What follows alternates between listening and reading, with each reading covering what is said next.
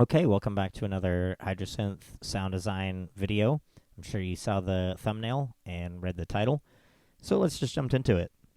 We're just going to start with an initialized patch and explore some of the wonderful cross modulation that can happen with the Hydrasynth and how easy it is to start from this and get to something kind of like this. So I'm going to start with the oscillator. Oscillator 1, go to wave scan mode, hit the wave list edit. Let's see if I can do this.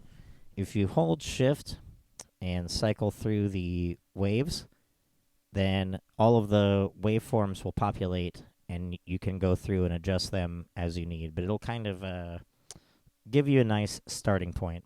So let me try to find something that I would like. Something not too punchy or raw sounding. That sounds good.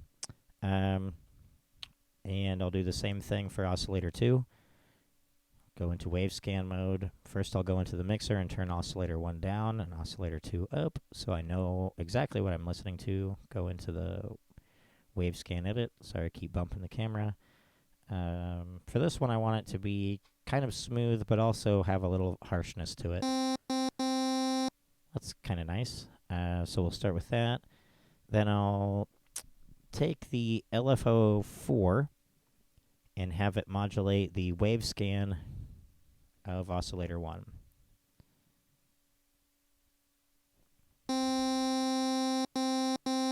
Oh, go back in and turn oscillator 2 down and oscillator 1 up so I can hear what's happening.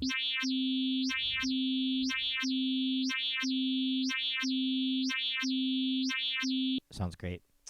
Let's take LFO 5 and do the same thing with oscillator 2. Wave scan, 128. Turn oscillator 1 down and oscillator 2 up. From here on out, I'm just going to mix the two oscillators to taste. Sounds great. So I want a little bit of that harshness in there, but more of the smoothness of oscillator 1. Awesome. Now let's get a sine wave sub going on for oscillator 3 just to give some punch. I'll turn that all the way up. I'll turn that down just a little bit. Fantastic. Now I'm going to go into the mutators, and one thing I like to do is set them to the dry wet 100% and kind of find something that I like and then dial that dry wet back to not really get the 100% effect of it, but just kind of mix it into taste and dial it back. It can get kind of hairy, and you can get something really, really strange and obtuse if you go just dime that sucker. So let's start with oscillator sync, because that can give some pretty wild results. And I'll do the oscillator sync with oscillator 2.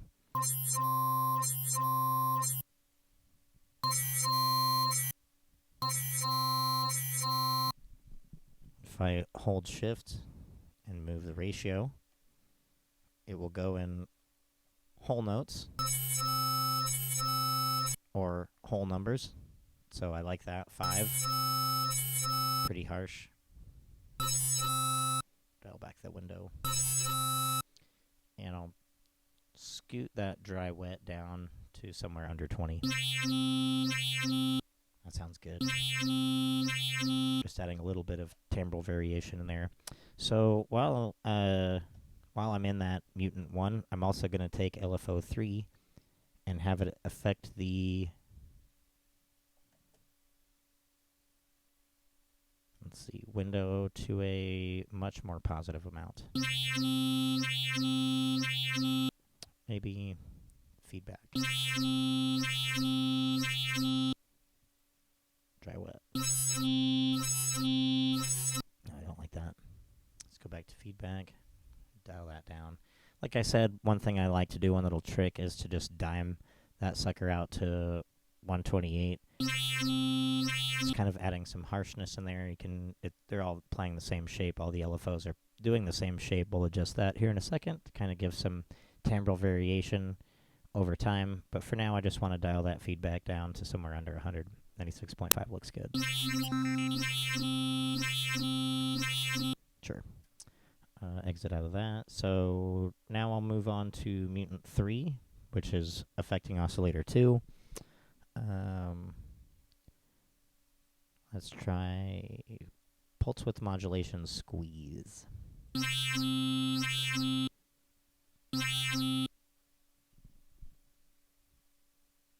Put the ratio to 9. Can't really hear how it's affecting it, so let's go back to the mixer and turn oscillator 1 down. Okay, that sounds pretty good. Let's go back to that mixer, turn up oscillator 1 a little bit. While I'm there, let's pan these oscillators. I'll pan oscillator 2 to the left slightly, and oscillator 1 to the right slightly, and adjust the filter balance just a little bit. There. Okay. Now I'll go back, turn oscillator 1 up. Let's adjust that pan a little bit, kind of bring him more towards the center. That's great. Now let's use, let's see, turn down the dry wet of Mutator 3.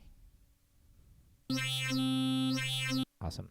So let's use that same LFO3 to affect the pan of both of the oscillators, one in a positive direction and one in a negative direction. So LFO3, oscillator 1, or actually we're not, it's not oscillator 1. Let's go to the mixer.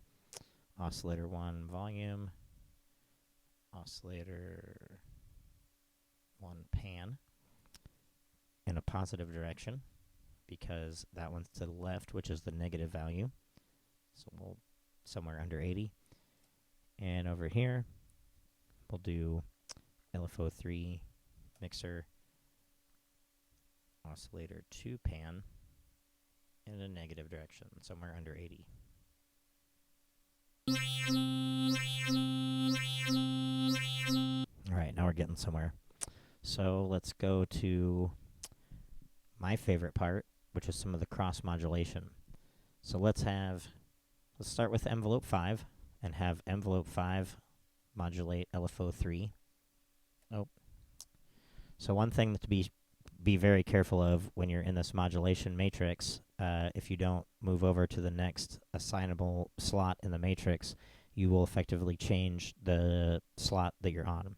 So let's go back to LFO3, oscillator 2, LFO3 mixer, oscillator 2, pan. Put that somewhere under 80. Pop over to this assign next slot and assign envelope 5 to affect LFO3. Let's see. Level. I'll have it decrease the level.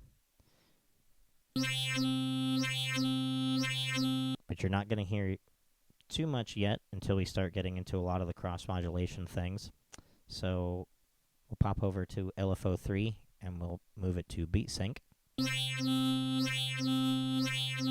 Since its level is all the way up, what we're going to do is go over to a triangle wave and offset the phase by 45.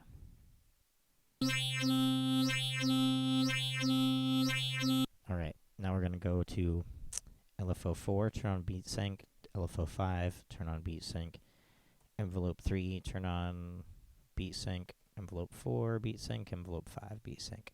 Now all of our LFOs and envelopes that aren't controlling the filter and the amp are beat synced.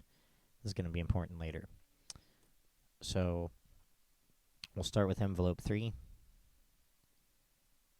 Kind of shape this to taste. Bring down the sustain. Have a longer decay because we're going to have LFO5 affect envelope 3 decay in a negative way. And we're going to have LFO3 effect envelope 3 sustain in a positive way.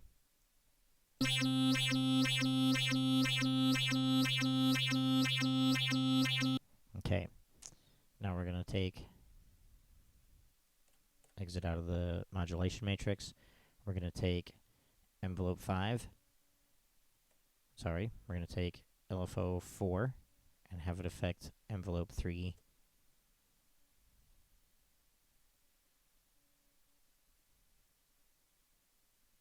release in a negative way. Go back into LFO 3 and adjust the release.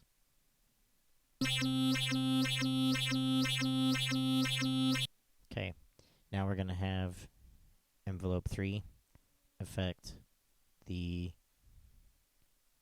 envelope 5 attack.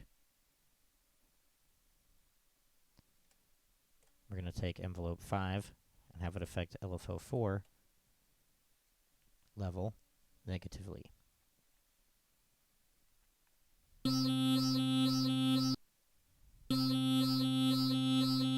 going to take LFO 4 and have it affect LFO 1 level negatively.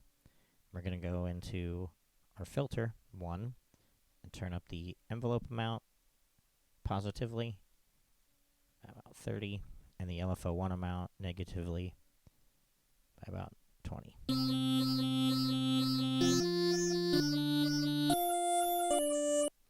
And if we take this envelope 2, turn beat sync on, give it a little bit of a smoother attack, turn up the decay, turn the release down.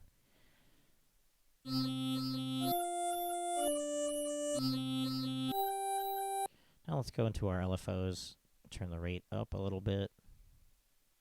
Sorry, turn the rate down so they're a little bit slower.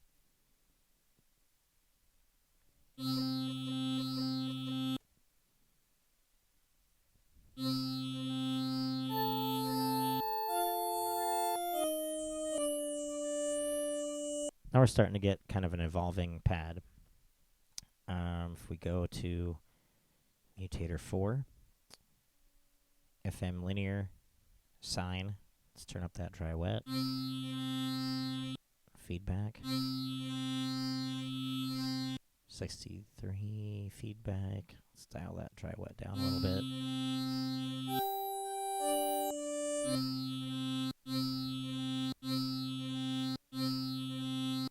Getting a little bit of a bite in there. Let's change the source to oscillator 3. It's kind of more wispy. Let's go into the effects section now. Turn on some chorus. Go to the post effects. We'll go to tremolo. Turn that up.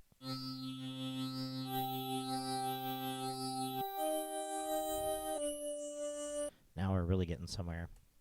Let's go into the reverb and plate. Take that up a little bit. Make it kind of a dark reverb by turning the tone down to its negative value, turning the low damp up just a little bit, and setting the time under 1 second.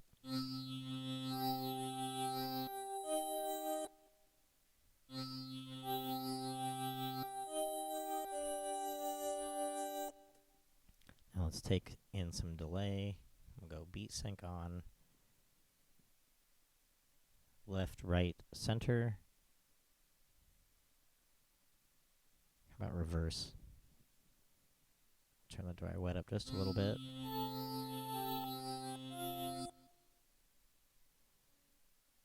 Put the time to 1/8 dot.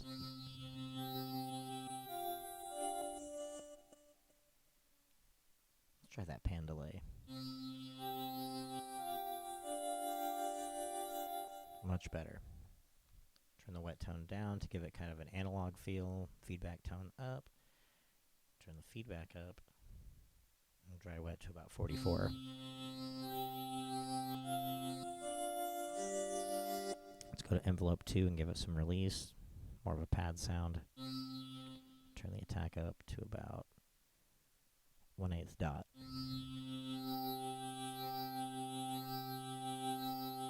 Alright, we're getting somewhere, but let's start adjusting this filter a little bit.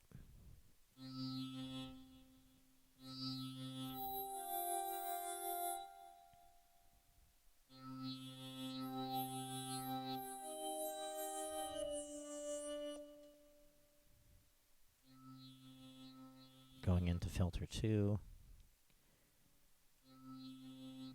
giving it a positive, a negative envelope 1 amount, and a positive LFO 1 amount.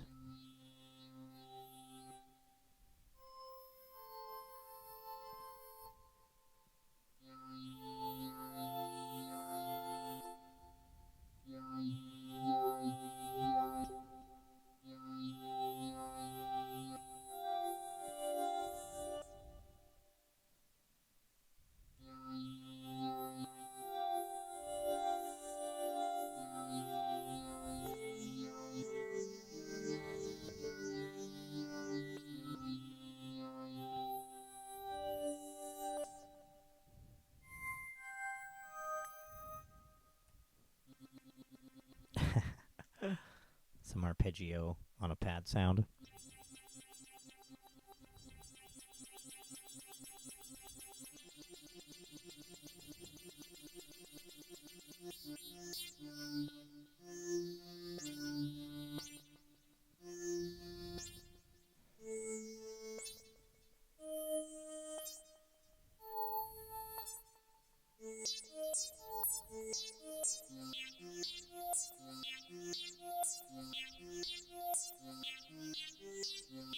Alright, that's kind of weird. Alright, well that's kind of how I would design some pad sounds, just starting from a raw oscillator, getting some wavetable action going, getting some movement on that wavetable, and then cross-modulating some of the envelopes. I like to keep LFO 2 and LFO 1 and envelope 2 and envelope 1 off of beat sync most of the time. But in this case, having envelope 2 on a beat sync would give it a little bit more of a punch, especially if I'm using this for kind of a background pad sound in a disco song, which is kind of how I would hear it.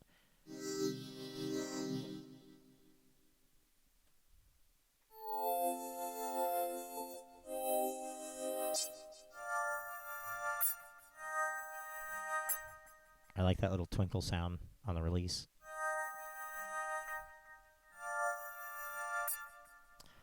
Alright, well that's just about it. If you guys like this video, hit the like, subscribe, you know what to do. And before we go here, let's just save this, because I kind of like that. And I'll just give it some kind of stupid arbitrary name. Save. See you next time.